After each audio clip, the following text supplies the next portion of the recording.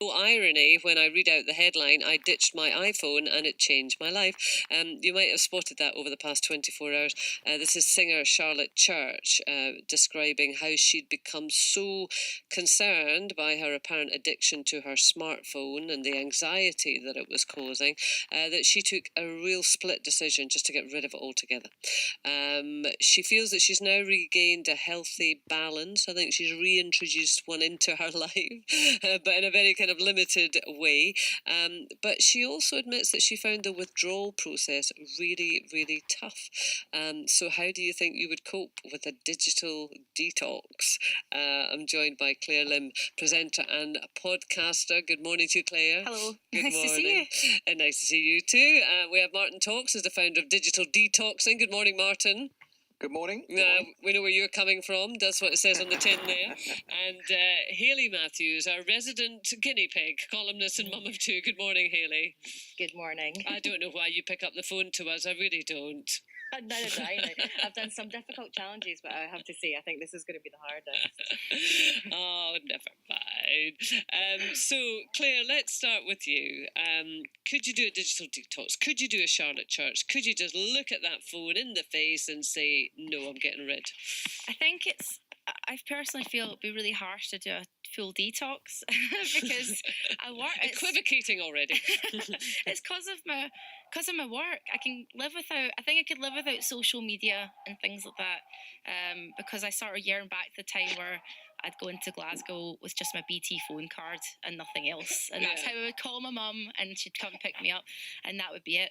So I remember a time, without all the phones and things. I don't think I could, if I was on holiday maybe, and I was away for 2 weeks maybe, but I think to think that we can completely live without technology in that way is unrealistic, but I think there needs to be a balance, because I think it's getting to the point where we have to remember that all this technology has come into our lives in the last decade or so. These smartphones are getting smarter and smarter, and our lives are more in these phones, and there's no rules or checks against them. They've just been introduced into society, and it's like a drug, and it's funny I'm on this show because only last month my husband said to me, "You're never really present, I'm trying to chat to you and you're on your blooming phone, looking at Twitter, Instagram, or whatever it may be."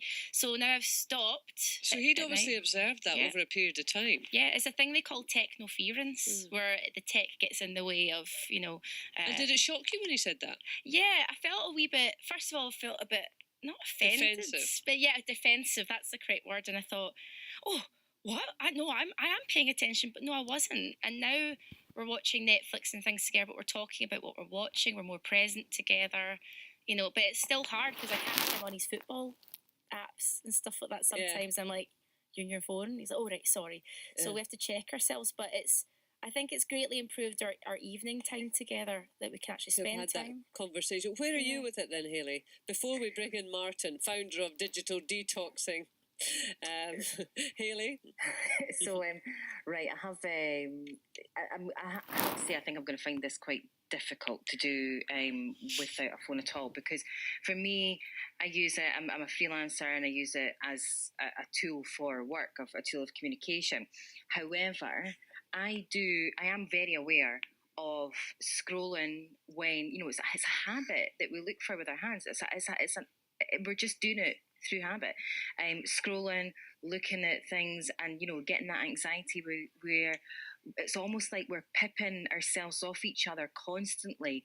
Look at how amazing my life is, this is what I'm up to. It's all very, it's a facade that a lot of people are trying to keep up with, and that can be very damaging, I think, to mental health. So given that you're questioning it, and so many of us question it, why do you think it's going to be difficult to follow through on it?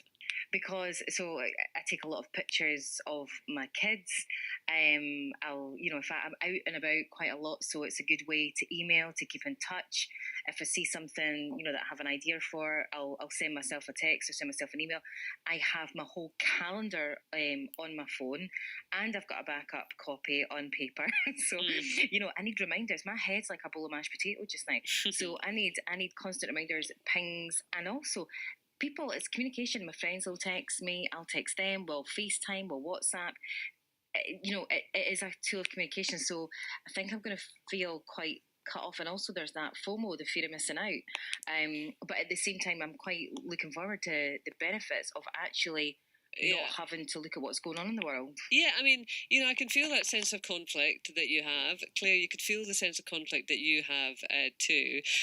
Martin, for some reason, I mean, I can't see, you're not in the studio with me, but I have the feeling that you are sitting with just a little knowing smile on your face, that you have heard this all so many times before. Is that right? Absolutely. It is one of the big challenges of our time. To be able to manage particularly our screen habit, I'd say, because screens come in different forms, but obviously the smartphone being the primary one, which we find immensely distracting from what we're doing or where we are in that particular present moment, which this has already been mentioned. So yes, it's a very familiar scenario. Yeah, so digital detoxing, what does that involve? Well, digital detoxing can involve different things, but one of the things we do is we take people away on adventures.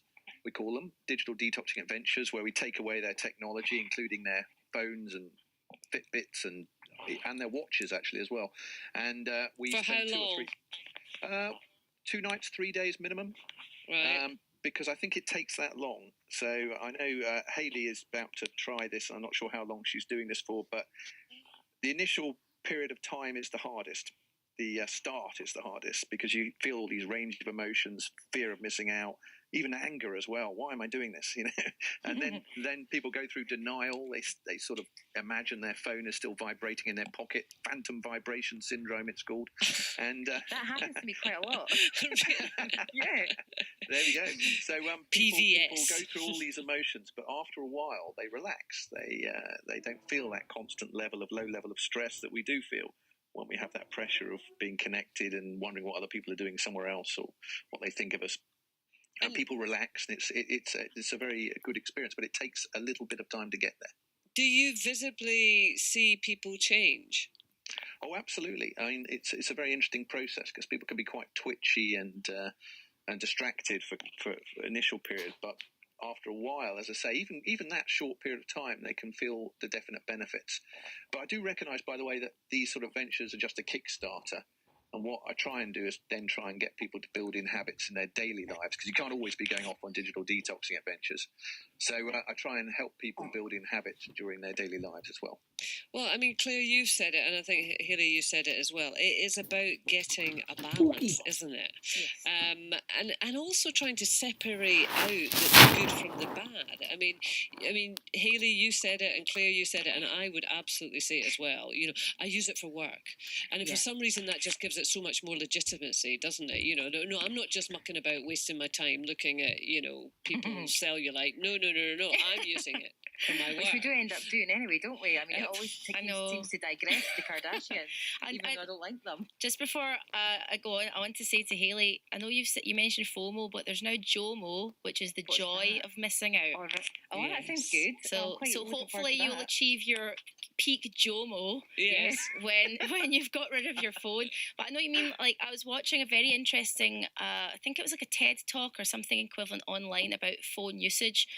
And it was a computer scientist, and he's very successful in his job, and he's not on social media, and he does have a phone, but it's an old phone, it's not a smartphone. And he said, I'm not missing out, and I still get on with my work, and it's absolutely fine. So the times when I haven't been able to look at my phone, or the battery's died, or something's happened when I'm away, I'm actually fine. If people can't get hold of you, they'll just have to wait, Don't worry about if there's an emergency, though, and if somebody desperately needs to get in contact with you, because that's probably my ultimate fear, that something happens and I'm unreachable. No. But I mean, life goes on. They managed before we had phones, didn't they? No, they did. Like, I don't really, I used to think like that, actually, Hayley, and now I'm kind of like, you know what?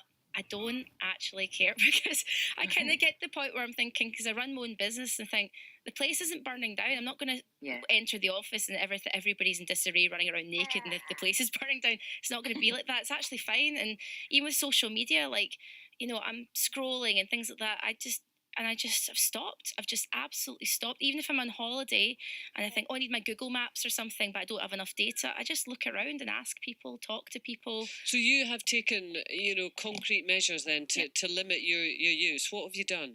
So definitely after dinner, the phones get turned around or they go into another room to get charged. They don't stay in the same room. So we have designated times that we look at our phones. As well as that, when I'm at dinner with people, and especially with my husband, the rule is, for me personally and my husband, phone stays in bag and that's it. We're allowed to look at our phone once if somebody goes to the toilet or something like that, but it has to go straight back in the bag. No taking calls or anything like that. So we are still allowed to look at our phones, and I'm definitely still look at emails, things, but it's cut down significantly. I think in the last month, my screen time, I have a little app that tells me that, is down by 40% because Wow, of that. that's incredible. And I don't miss it. I still look at stuff, but when I do go on Instagram and things, I'm like, oh, someone's food again. I'm not really missing anything. It's interesting though. You're obviously taking steps to limit it, and you've seen a big reduction there. But just that tiny little thing that you said, and Martin, just to bring you in this, that in terms of our general behaviours and the effect that this technology has had on our general behaviours. If in the old days, Claire, and I'm older than you, so somebody goes to the loo and you're out for dinner with one other person, what you would do for that gap is you'd probably look at other people in the restaurant, and you would sort of think about, I wonder if he's with her, and I wonder if that's her mum, and I wonder what that, and oh my goodness, you would do all of that kind of stuff, or you would daydream or whatever. But now we do, so many of us have this absolute kind of knee jerk to go to look at this screen, so we go into this portal, into something else. I mean, long term, Martin, if it continues this way, it will affect the way we interact with each other. Oh, yeah, and I think it already is, to be honest. And I think this constant need for stimulus, this sort of hits of stimulus that we seem to crave, is really affecting our ability of productivity, but also creativity as well, because that needs time and thinking, and also, our interactions with people. And we have to remember, of course, we're just at the start of the implications of some of these digital technologies. We may think we're terribly digital with our smartphones, but we've got lots more powerful technologies coming through, like artificial intelligence and Internet of Things and all these sort of technologies. So it's going to be much harder to find the off switch when we are permanently connected into this mesh of interconnected communications. So it's really important we'll start to ask these questions now, I think, where we can still choose to have a non-smartphone. So how do you manage it then? Well, a bit like I think Claire was saying. I have a variety of techniques I use. I do take a fairly regular digital Sabbath, if you like. So I take a day off every so often. I also build in periods during the day where I don't check my phone, and it's maybe a period of an hour where I just won't check my phone. There's particular times of day, perhaps, where I'm feeling less productive. They're the times I'd look at my emails. I bought myself an alarm clock. That's one of my big tips for everyone. Buy yourself an old-fashioned alarm clock rather than put your phone next to your bed, because as soon as your phone lights up, you can disappear down the rabbit hole of social media if you're not careful. The next thing you know, an hour's passed. So buy yourself an old-fashioned alarm clock, an old-fashioned watch. And I like the idea of the phone in the bag during meals, but you could also have a bit of fun with it. You could do something called phone stack, get everyone to put their phones in the middle of a table. If you're out for a drink with your friends, rather than taking pictures of yourselves, you can put your phones in the middle of a table. The first person to crack and reach for their phone has to buy the next round. I like that. I'm definitely going to do that one. When phones become a drinking game, yes, it's progress. You really do. You really do. So Hayley, is that the wee baby I hear in the background? Yes, and do you know what? This is actually a sort of harsh fact of reality. Where I'm thinking about this when I'm sitting breastfeeding. He knows when I've got my phone in my hand, and he's only 6 months old. He'll turn around and look. So that really, over the last... Oh, I think baby's pulled the plug there. Oh, you're young, back, you're back. Where they go, yeah. This starts young, where they know that we have a phone in our hand, and they're aware of the lights and the screen, and it's not good for them either. So yeah, he knows when I've got my phone in my hand, and I don't want him, the youngest one, being addicted to screens, because it's hard enough to get my 7-year-old, and I will admit, he likes his screen time, and we're trying to cut it down. But when you're having to get on with things, it's just part of life. We will give them, iPads or phones to play with now and then, and it's... Well, I mean, every parent's fail. And that is the big question mark, isn't it? I mean, all of us, this has been introduced within our lifetime. Yeah. But then I suppose we're responsible, aren't we, for showing them that we can put it down? Yes. Well, Hayley, what's the challenge then? What are you going to undertake to do? I'm not going to place it on you. Okay, so I am not going to have my phone until this time next week. I am waiting on a doctor calling back because the little one's not been well. So once she phones and I speak to her, it's going away. I'm allowed the computer, but I'm not allowed the phone. So All right. I already know I'm going to miss out on so much. All right. Well, can I make a suggestion for Hayley? Yeah. Please do. Quickly. When you're going through this experience, when you've been through it, write yourself a letter and send it to yourself a few weeks later saying what you got out of it, because you might forget, and it would be good to remind yourself. That's a really good point, actually. Yeah, that can be an enjoyable life without a phone in your hand. Who thought it? Thanks a lot. Thank you, Martin. Good luck, Hayley, and I hope your baby as well.